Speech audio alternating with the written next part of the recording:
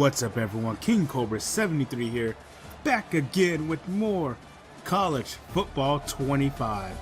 Today, we have a doubleheader as the ECU Pirates come to Tulsa, Oklahoma as your Golden Hurricanes prepare to face the Pirates. Last week, Tulsa suffered a loss to UAB and fell to 5-4, and they're taking on the 6-3 Pirates, who are a good team, one of the best teams in the American Conference. And ECU is led by Jake Garcia, but it is not ECU who we'll see first. Like I said, this is a doubleheader, so we're going to show you some highlights. Kirk Francis out of the gun, handing off to Watkins. Watkins goes up the middle of the field, and it's a first down. 4th and 2 now, however, come up.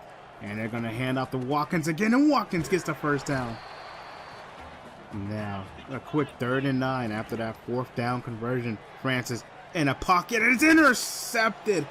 Kirk Francis throws an interception, and that is intercepted by Isaiah Brown Murray. Francis trying to squeeze it into the receiver, but just couldn't get to it as Murray was able to get there. But ECU does nothing with the ball, and Braylon Presley catches a pass, and Tulsa does nothing with the ball. So now it's Garcia striking down the field to his overseer. And that's a fake to RJ Harris as Garcia tries to get the first down, and he will. Bouncing off, but he fumbled on that one. And fumbled he did. And on that play, star linebacker Gavin Potter was injured. And into the end zone goes, I think that's Jahari Patterson. Nope, that is Winston Wright. Excuse me. Patterson wears number 0. Okay. And Watkins out left-hand side, getting a first down, but quickly, 3rd and 20. Francis back to pass. Francis looking. Francis scrambling around the pocket. Francis finds Benjamin, and he gets knocked out of his hand. Now it's back to Garcia and the Pirates, and that one's intercepted. Nunu Campbell. Campbell gonna take this one to the house. No one's gonna catch him. Touchdown, Hurricanes. Nunu Campbell says they're gonna put him to sleep. Campbell just jumped that route, and Nunu Campbell used his speed to take it to the house. 3rd and 1 now coming up for the Pirates as it's a tie game. And just like that, Hurricanes are back on the field. Like I said, we're showing you guys the highlights. Tie game, 7-7. Watkins gets the first down. He's trying to drive his team back down the field. And that's going to be Francis back to pass. Francis, left-hand side, finds Braylon Presley. And Presley almost able to get the first down. And it is going to be back to the Hurricanes as Rajay Harris. No, that's Bond on the run. Excuse me. Bond, that's still in the game. And it's going to be a left-hand side pass. And just a quick pass to Sowell.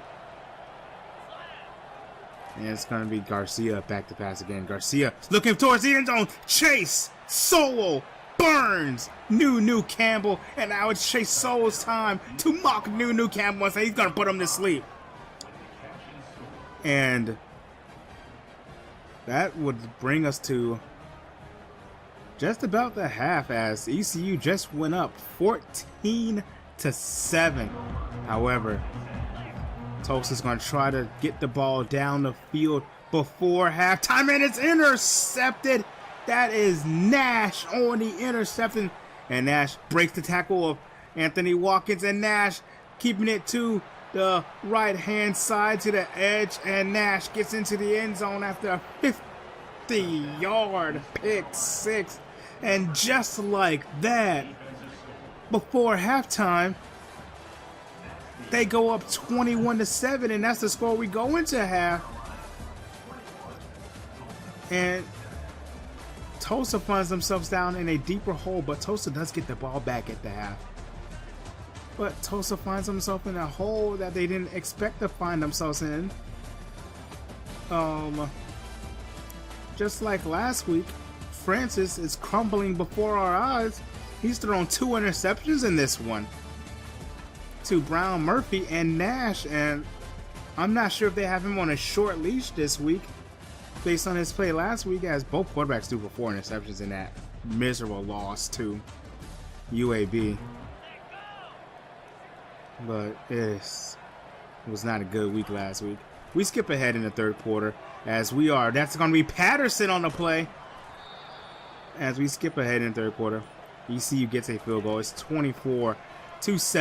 Rajay Harris trying to run to the end zone, trying to extend the lead. Now it's back Bond in the game. Hand off the Bond. Bond going to get into the end zone. Touchdown ECU. And ECU is extending this lead, making it worse. It's 31-7. 4th and 7. France is still in the game. Fourth quarter. And it's his his third interception. And this one may be a house call. Yes, it is. This is another pick 6. And that one is going to be Mike Edwards the third on that one. And that one went 91 yards, and that'd be it for Kirk Francis. He got pulled after that, and as you can see, there's not much we could do. ECU comes into our house, destroys us 45-7, and gives us a 500 record, 5-5. And the boys are pissed. Coach Brandon Perkins is pissed. They have USF next week, and they know they're better than USF. Last time I said we face an inferior team, I said I want to blow them out. Coach Perkins gave these boys a hell of a speech. They had them boys running. So we're going to go into USF and see what they do. I honestly think USF's going to be a close game. USF has a good run with Byron Murphy. Ooh, wow. I cannot speak. USF has a good run game, in my opinion. I still can't speak. And we struggle against teams who likes to run the ball. As we're getting into the stats here, like I said, it's stats. I should have sped through these a lot faster. We weren't really good against ECU. Like this was Francis threw 3 interceptions. Williams threw 2. We threw 5 interceptions this week. We threw 8 interceptions last week. Like, this team, just the turnover has become a thing. And I need a week where we don't turn the ball over. I need a week where we're dominant. Like, I need our quarterbacks to have it together. And now I'm getting word that both quarterbacks are going to play against USF.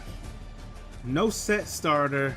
Both quarterbacks are going to play, and they're going to have to earn their keep the rest of the season. They may do the same thing against FAU Senior Day, but definitely against USF. Both quarterbacks are playing because Coach Perkins is tired of this. Like, he's had enough these past couple weeks. This team wants to become bowl eligible. And if they keep dropping games like this, games they should win. Honestly, as you can see, ECU didn't do that much to us on offense. We kept throwing interceptions. I think we could have had some, I feel like we could have beat ECU because they didn't have a huge game against us offensively. But now we go down to South Florida to battle the Bulls here in beautiful Raymond James Stadium. USF is building their own stadium, and it doesn't open till 2026, I believe. However, USF comes in with a 4-6 record. They're looking to win out so they can get to a bowl game. However, we can end their bowl hopes right here. And it starts out with Kirk Francis, 2nd and 6. Francis going deep to Jeremiah Ballard. And it goes for a first down. Francis having a man in motion. That's Watkins. Francis back to pass. Francis having a man up the middle of the field. And Francis finds Camden Benjamin for the touchdown. And that is a start right there. And Tulsa will lead 7-0. Byron Brown now stepping up in the pocket. Brown going to get the first down for USF. And this is what I mean with the run game. They have just a good run game. Here comes Brown again, stepping up into pocket, sliding. And as I said, we struggle against the run. Like, if we can't stop the run, again, can't stop the run, we are going to struggle. 3rd and 10 now coming up. Tulsa looking for a stop. Brown stepping up in the pocket. Brown gets the first down. He gets hit first down, but however, after a few penalties and defensive stops, it's 3rd and 18 now. Brown looking, scrambling. Brown fumbles, and it's picked up by Tulsa. Ostrowski picks up the fumble, and I do believe it was Joe Jelly that caused the fumble. And look at this, it's Cardell Williams scrambling out right, throwing the ball as he throws, and I think that's a catch by Camden Benjamin. Yeah, Cardell Williams in the game now. Cardell Williams, easy throw, and that is going to be Jeremiah Ballard. And right now, Tulsa making it look easy against USF. And that's going to be Byron Brown taken down on his shoulder. That can't be good for USF. It's going to be Israel Carter, I believe is his name. And Carter going to stand up in the pocket. Going to try to take it, but, you know, it was 3rd down, so there's not much they can do. Play action now. Williams back to pass. Williams has a man wide open. That's Jeremiah Ballard. And Jeremiah Ballard is having a game so far. Play action again. Wide open. Camden Benjamin. That looked easy. And Tulsa are playing pissed. Like I said, the players are pissed. Coach is pissed. Tulsa making it look easy against the Bulls. Deep ball. Touchdown. Francis that time. And as you can see, playing both quarterbacks is working. This is something that Tulsa did early in the season. Working out, just trying to see who's their starter. And some fans may have said, hey, the ideal starter will be Cardell Williams. But Tulsa went with the redshirt freshman, who they felt was more consistent, which would be Kirk Francis. And it's right now, it's 35-0 in the beginning of the half. Well, it's still in the second quarter. We're not even at halftime yet. That one's going deep, and that one's batted away. Now, 1:30 remaining into the half. That one's going to be picked up by Jeremiah Ballard. Ballard almost gets into the end zone. 1st and goal now for Kirk Francis. Play action to Watkins. Francis going out, and that's Luke McGarry, I believe he hits on a touchdown. And Tulsa has now a 42-0 lead. And that is the lead we're going to go with at halftime. 42-0. The Hurricanes are destroying the Bulls. And as you can see, 279 pass yards, 56 rush yards, 10 yards per play, and 19 first downs. For some reason, this right here, we destroyed USF, as you guys can see. I was just chucking it, and you'll see that with the stats later, especially with Cardell Williams. I was just chucking the ball, mostly. Just seeing what I can do. But however, that's Zion Steptoe with a catch. And I think that's one of the first times we have seen Zion Steptoe this year. Jack Wright into the end zone. Touchdown, Tulsa. Extending the lead. Every time Jack Wright touches the ball, he makes a big play. Carter's in the game still. Byron Murphy came back. Byron Murphy. I keep calling Byron Murphy. That's intercepted by Jones. And that is going to be a pick 6. DeMarco Jones with his first interception of the year, I believe. But Byron Brown, I believe he got injured again. Don't know why they played him, but Carter's in now. And Surrender Cobra, yes, Surrender Cobra his way out. 56-0. Handoff, Bill Jackson. Bill Jackson rumbling, stumbling his way into the end zone. And that's Bill Jackson's, what, third touchdown of the year, I believe? I'm not sure. We're going to end the game 63-0. Our boys came out, played well, and we are finally bowl eligible as Jeremiah Ballas to play the game. 5 catches, 139 yards, and 2 touchdowns for this game. And y'all can see, I'm chucking it. Even that highlight. I was just chucking the ball, seeing what happened. I was playing pissed. I was mad. We lost 2 in a row. One game that I really feel like we should have won against UAB. ECU, like looking back on it, I feel like it was a winnable game. It's just, it became a blowout because we played poorly. Like, I admit it, I played poorly. I threw a lot of interceptions.